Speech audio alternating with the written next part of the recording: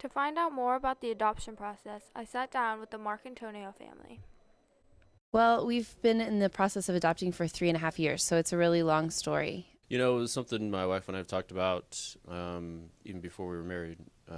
We talked about it in theory a lot, and then after we had the birth of our third child, we kind of decided that that was when theory met reality. We visited with several agencies and we found one. We've been in 3 different countries. The first country kind of closed down on us right when we were getting ready to pay the big international fee, and our agency was like, told us wisely not to keep pursuing that. It's still closed, that country. And we were domestic for about 9 months, and then we realized that we were kind of waiting in line with some couples with infertility issues, and we didn't feel good about that at all. Plus, our original design was always to adopt from Africa. So when we first started going through the process, I was actually drawn to Africa. I don't know why.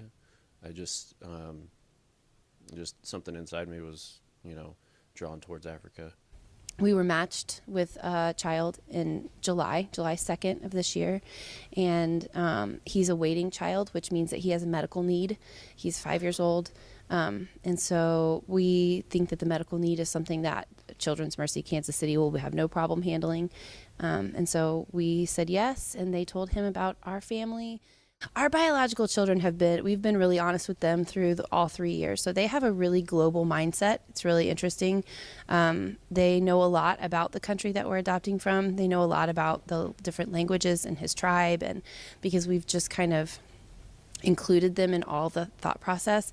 I think he's gonna like the swimming pool. I think he's gonna like our chickens. I hope my own kids take away from it that there's lots of different walks of life around the world, not only in our own country. Lots of people have unique experiences that kind of make them the person that they are. And if they can understand that on a kind of a global level, I think that would be what I hope that they get out of it. Like there's like a little hole, an empty spot, where we know he'll be next year. This has been Dylan with WGTV.